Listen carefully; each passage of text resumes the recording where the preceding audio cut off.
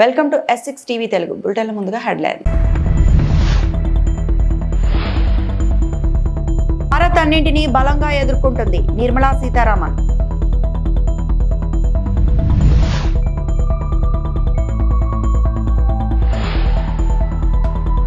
ఉత్తరాంధ్రలో వాయుగుండం ప్రభావం 650 ఎకరాల్లో అరటి పంటకు నష్టం.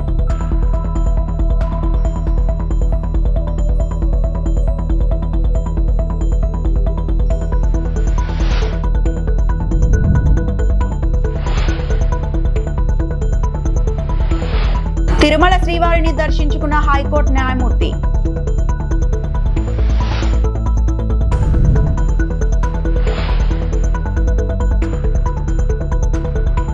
ప్రపంచ ఆర్థిక వ్యవస్థ నిర్మాణాత్మక మార్పును చూస్తోందని ఆర్థిక మంత్రి నిర్మలా సీతారామన్ పేర్కొన్నారు. హఠాత్తుగా వచ్చి పడే షాక్లను స్వీకరిస్తున్న భారత సామర్థ్యం బలంగా ఉందన్నారు. శుక్రవారం ఢిల్లీలో కౌటిల్య ఎకనామిక్ కాన్క్లేవ్ 2025లో ఆమె పాల్గొన్నారు. ఈ సందర్భంగా ఆమె మాట్లాడుతూ ఆర్థిక ఇంధన అసమతుల్యతను ఎదుర్కోవడం కూడా దేశాల ముందున్న కర్తవ్యమని పేర్కొన్నారు. భౌగోళిక రాజకీయ సంఘర్షణలు తీవ్రమవుతున్నాయి. ఆంక్షలు, సుంకాలు, విభేదాలు ప్రపంచ సరఫరా గొలుసులను దెబ్బతీస్తున్నాయి. ఇక భారత్కు కూడా దెబ్బే, కానీ వీటన్నిటికీ బలంగా ఎదుర్కొనే సామర్థ్యం మనకు ఉంది. మన ఆర్థిక పరపతి కూడా అభివృద్ధి చెందుతోంది. యుద్ధాలు, వ్యూహాత్మక పోటీలు, సంఘర్షణ సరిహద్దులను తిరిగి రాస్తున్నాయి. గతంలో బలమైన సంబంధాలు, పరీక్షలు ఎదుర్కొంటున్నాయి. కొత్త సంకీర్ణాలు ఉద్భవిస్తున్నాయి. అయితే మనం ఎదుర్కొంటున్నది తాత్కాలిక అంతరాయం మాత్రమే కాదు, నిర్మాణాత్మక మార్పులు అని ఆమె అన్నారు. భారత ఆర్థిక వ్యవస్థ నిలకడగా ఉందని, స్థిరంగా వృద్ధి చెందుతూనే ఉందని నిర్మలా సీతారామన్ తెలిపారు. Approach to this seeking of prosperity, which has been long denied to us, not denied by anybody else, but denied by factors which didn't help us to project and move faster, some of our own making and some global situations and the uncertainties. But today, Honorable Prime Minister has actually set the two track in motion, one being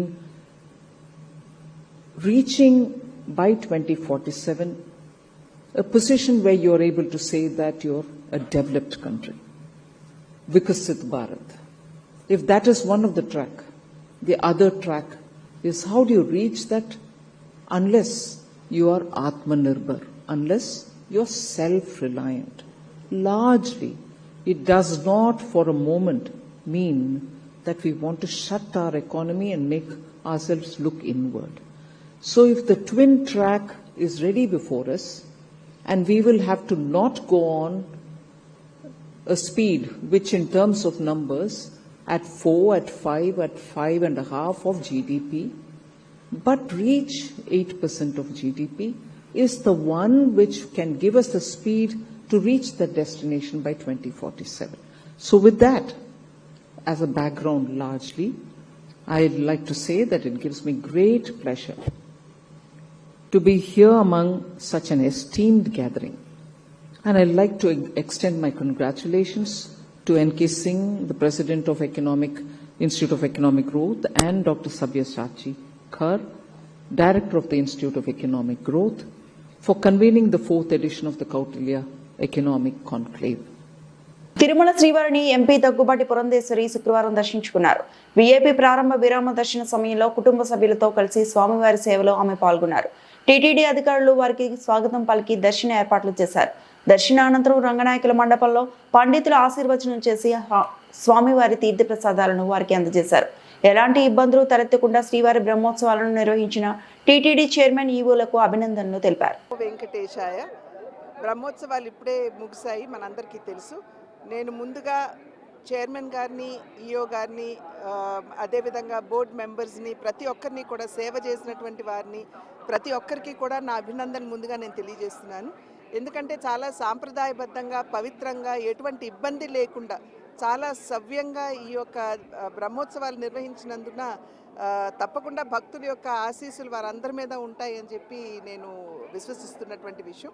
అదేవిధంగా భక్తులందరూ కూడా చాలా క్రమశిక్షణతోటి, ఎక్కడా కూడా అటు ఇటు క్రమశిక్షణ రాహిత్యానికి లోను కాకుండా చాలా చక్కగా ఏ విధంగా ఇక్కడ ఉన్నటువంటి సిబ్బంది మీరు ఈ పద్ధతిని అనుకరించాలి అని చెప్పారు ఆ రకంగా వ్యవహరిస్తూ శాంతి భద్రతలు కావచ్చు, అదేవిధంగా ఇక్కడ ఉన్నటువంటి డిసిప్లిన్ కావచ్చు, ఎటువంటి భంగం వాటిల్లకుండా చాలా క్రమశిక్షణతోటి భక్తులు ఆ భగవంతుడి దర్శనం చేసుకున్నందున వారందరికీ కూడా నేను శిరస్సు వంచి ముందుగా నేను నమస్కరిస్తున్నాను. భగవంతుడి చల్లని చూపులు, ఆ వెంకటేశ్వరుడి చల్లని చూపులు మన అందరి మీద ఉండాలి అని చెప్పి ఆ భగవంతుడిని ప్రార్థిస్తున్నాను. అదేవిధంగా నిజమైనటువంటి సేవ, నిజమైనటువంటి భక్తితో ఇక్కడ వచ్చినటువంటి భక్తుల్ని ఖచ్చితంగా ఆ వెంకటేశ్వరుడు అనుగ్రహిస్తాడు. మరి ఆ భగవంతుడికి అన్యాయం చేయాలి అని చెప్పి తలపెట్టిన వారికి మన చూస్తున్నాం, మన పరకామణి వంటి విషయాలు ఇక్కడ జరగటం మనందరికీ తెలియనటువంటి విషయం కాదు. అటువంటి వారిని ఎప్పుడూ కూడా భగవంతుడు శిక్షిస్తాడు.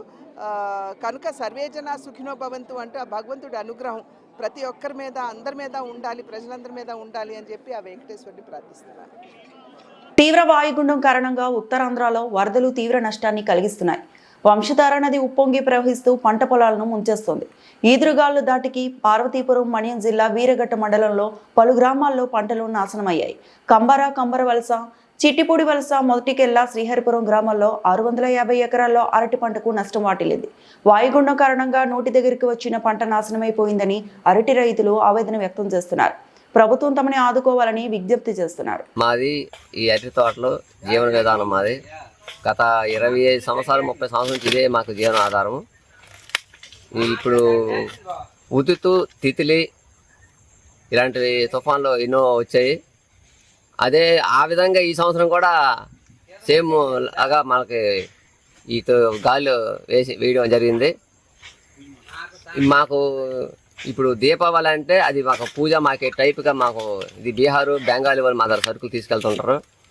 ఎక్కువగా మాకు మార్కెట్ రిలీజ్ అయిన రోజులు ఏమంటే ఈ దీపావళి మార్కెట్కి మాకు మా ఊరు నుంచి ఇంకా ఏ ఊరు నుంచి అయినా మనకి ఈ సగము పంట దాటి తీసుకెళ్తారు. అదే పంట మాకు ఇప్పుడు ఆ కోతకు వచ్చే టైంకి మాకు ఈ గాలి అనేవి వీసాయి. ఈ ఎప్పుడంటే నిన్న 1 గంట టైంలోన ఈ ఉదయం 6 గంటల నుంచి 12:30 వరకు వర్షం పడింది. తర్వాత ఆ వర్షం కొంత ఆగిన తర్వాత ఈ గాలి అనేది వీసిన వల్ల మాకు సుమారు మా ఊరు కంబర గ్రామంలోన కనీసం ఒక 450 ఎకరాలు అరటి నష్టం జరిగింది. దీని గురించి మాకు అధికారులు దీనికి చర్య తీసుకోవాలని మేము ఉదయపూర్వకంగా మేము కోరుకుంటున్నాము. తిరుమల శ్రీవారిని హైకోర్టు న్యాయమూర్తి జస్టిస్ పుల్లా కార్తిక్ దర్శించుకున్నారు. వీఐపీ ప్రారంభ విరామ దర్శన సమయంలో ఆయన కుటుంబ సభ్యులతో కలిసి స్వామివారి సేవలో పాల్గొన్నారు. టీటీడీ అధికారులు ఆయనకు స్వాగతం పలికి దర్శన ఏర్పాట్లు చేశారు. అనంతరం స్వామివారిని దర్శించుకుని మొక్కులు చెల్లించారు. రంగనాయకుల మండపంలో పండితులు ఆశీర్వచనం చేసి స్వామివారి తీర్థ ప్రసాదాలను అందజేశారు.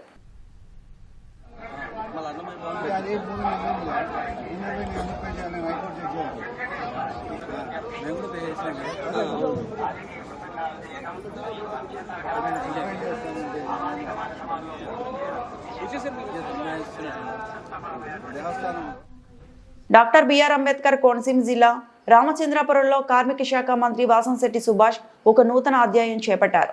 జీఎస్టీ సంస్కరణ ద్వారా పేద మధ్య తరగతిలో ప్రజల జీవన ప్రమాణాలు మెరుగుపడడంతో ఆదాయం రెట్టింపు అవుతుందని వాసంశెట్టి సుభాష్ పేర్కొన్నారు. బుధవారం రామచంద్రాపురంలో నిర్వహించిన సూపర్ జీఎస్టీ సూపర్ సేవింగ్స్ అవగాహన ర్యాలీ కార్యక్రమంలో పాల్గొన్నారు. ఈ సందర్భంగా మంత్రి సుభాష్ మాట్లాడుతూ డబుల్ ఇంజిన్ సర్కార్తో డబుల్ బెనిఫిట్ జీఎస్టీ 2.0తో రాష్ట్ర ప్రజలకు 8,000 కోట్ల ఆదాయం, మేడ్ ఇన్ ఇండియా నినాదం మన లక్ష్యం కావాలి. సూపర్ జీఎస్టీ సూపర్ సేవింగ్ అవగాహన ర్యాలీతో మంత్రి వాసంశెట్టి సుభాష్ ఒక ర్యాలీని నిర్వహించారు. అక్టోబర్ 1 జీఎస్టీ సంస్కరణ ద్వారా పేద మధ్య తరగతి వారితో అన్ని వర్గాల ప్రజల జీవన ప్రమాణాలు మెరుగుపడడంతో పాటు ఆదాయం రెట్టింపు అవుతుందని రాష్ట్ర కార్మిక శాఖ మంత్రి వాసంశెట్టి సుభాష్ పేర్కొన్నారు.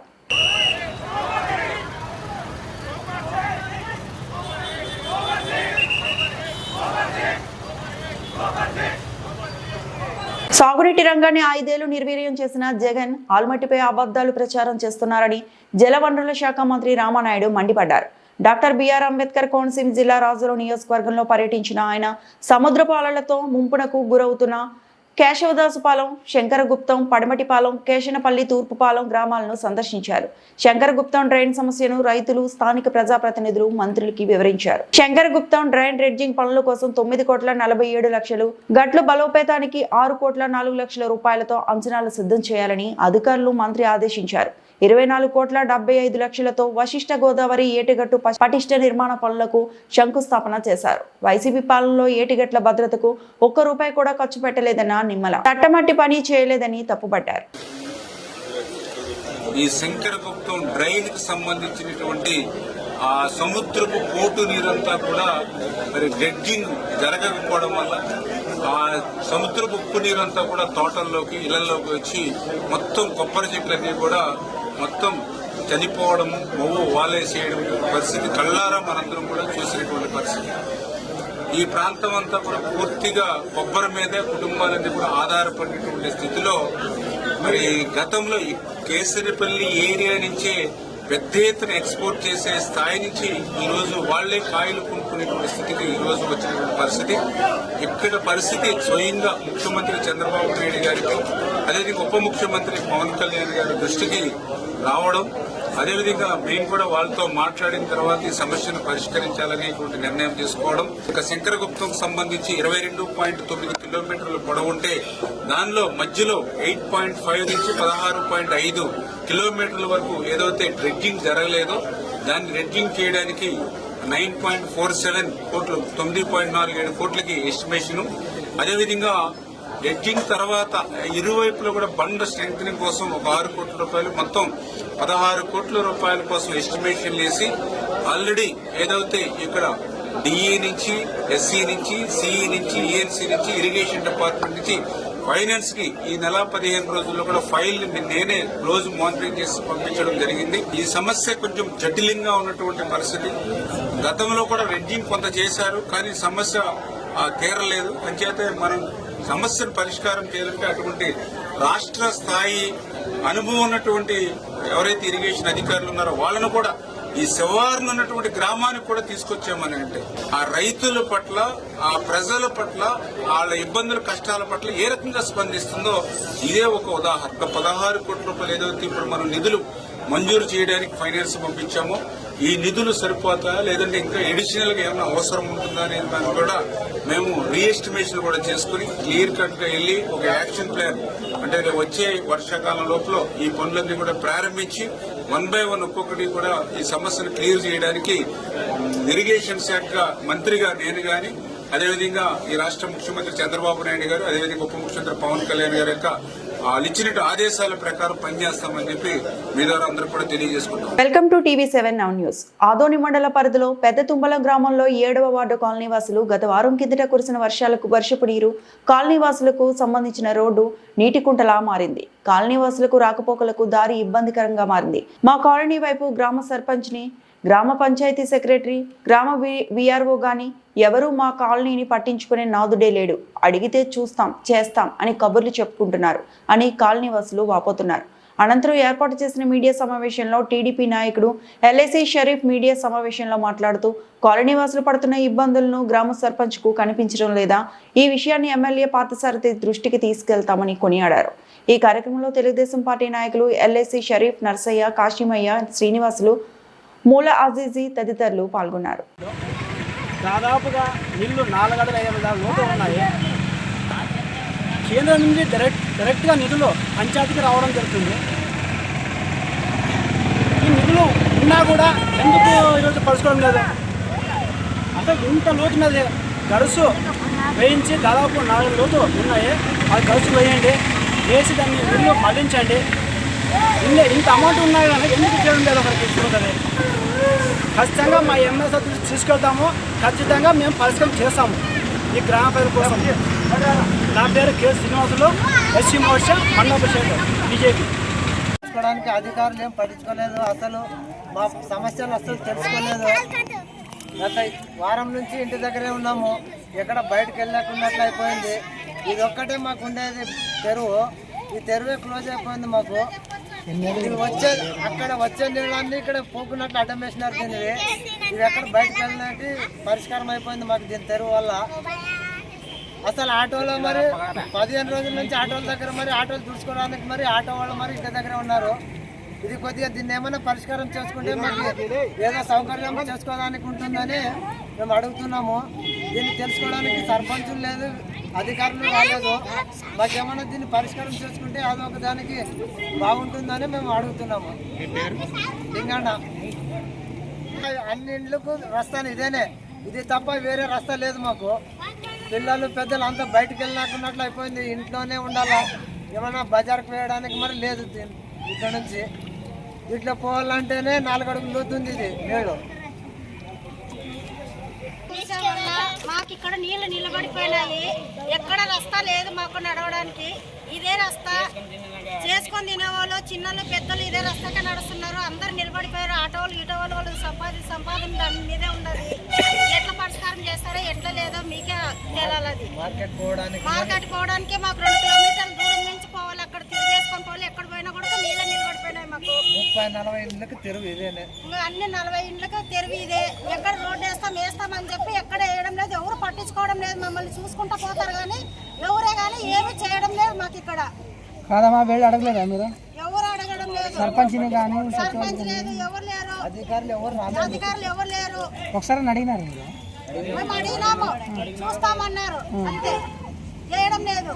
మరి చూసుకుంటూ పోతారు. మీరు ఎట్లుంటారు ఏం కథ అని కూడా మాకు ఇంటికాడికి వచ్చి విచారించుకోలేదు. మమ్మల్ని ఎట్లా నడుస్తారు మేము ఈ రోడ్లోనే 4 అడుగుల దూరంలోనే ఉండొచ్చు. మాకే నడవకుండా ఇక్కడ చిన్న పిల్లలు అన్ని స్కూల్ కానీ ఏమిటికైనా పోవడానికి కూడా ఇబ్బంది అయిపోయింది. ఏం చేస్తారో మీరే పరిష్కరించండి. ఓట్ల కోసమే వస్తారు కానీ ఏం గురించి పట్టించుకోవడం లేదు మమ్మల్ని. ఇక్కడ ఓట్లు అప్పుడే వస్తారు, అడుగుతారు, పోతారు, చేస్తామంటారు. చేసినాక గెలిచినాక హ్యాండ్ ఇస్తారు మాకు. గోరంత కామాక్షి.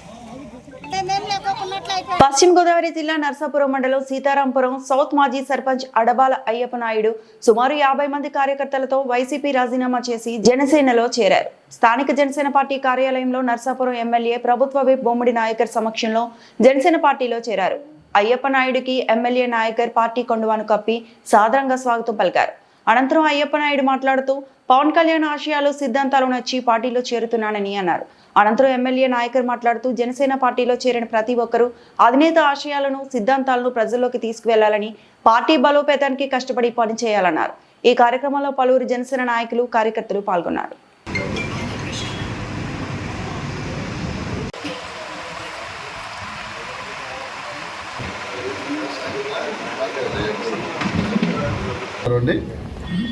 మీడియా సోదరులకు కూడా ప్రతి ఒక్కరికి ప్రజలందరికీ కూడా దసరా శుభాకాంక్షలు తెలియజేస్తున్నాను. మరి ఈ రోజున మరి సీతారాంపురం సౌత్ మరి ఎక్స్ ప్రెసిడెంట్ మరి అయ్యప్ప నాయుడు గారు మరి జనసేన పార్టీలోకి ఈ రోజున ఆయన జాయిన్ చేసుకోవడం జరిగింది. ఆయన మనస్ఫూర్తిగా మరి జనసేన పార్టీ నుంచి పవన్ కళ్యాణ్ గారి తరఫున, అదేవిధంగా నర్సాపురం జనసేన పార్టీ కార్యకర్తలందరి తరఫున కూడా స్వాగతం తెలియజేస్తూ మరి ఆయన కూడా మరి సీతారాంపురం పంచాయతీలో ఒక ప్రెసిడెంట్గా పనిచేసి మరి అక్కడ ఉన్న ప్రజానీకానికి అందరికీ కూడా దగ్గరగా ఉండే వ్యక్తి. మరి అలాంటి వ్యక్తి కూడా వాళ్ళ జనసేన పార్టీలో రావడం కూడా పార్టీకి ఒక మంచి బలోపేతం అదే విధంగా కూడా ఉంటుందని చెప్పి ఈ సందర్భంగా నేను తెలియజేస్తున్నాను. అదేవిధంగా అయ్యప్ప నాయుడు గారితో నాకు కూడా కొంత సాన్నిధ్యం ఉంది. గతంలో కూడా అంటే వేరే పార్టీలో ఉన్న ఆయనతో ఒక మంచి రిలేషన్ మెయింటైన్ చేసుకుంటూ వచ్చాము.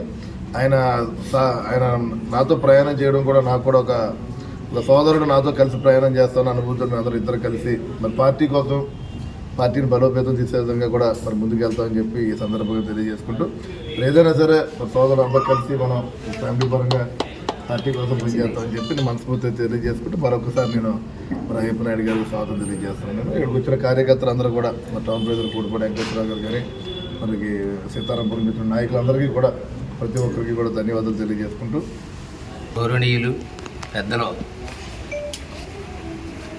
ప్రభుత్వ విప్పు గౌరవ శాసనసభ్యులు బొమ్మిడి నాయకర్ గారు ఆయన ఆధ్వర్యంలో నన్ను సాదరంగా జనసేన పార్టీలోకి ఆహ్వానించేందుకు ముందుగా ఆయనకి కృతజ్ఞ పాదాభివందనాలు. అలాగే మరి గతంలో సార్తో ఎమ్మెల్యే గారితో సాన్నిధ్యం ఉంది. ఎందుకంటే ఎంతోమందికి ఆపద్బాంధవ టైంలో ఆపద వస్తే ఆయన ఆదుకునే విషయాలన్నీ స్వయంగా ప్రత్యక్షంగా పక్క నుండి చూశాను.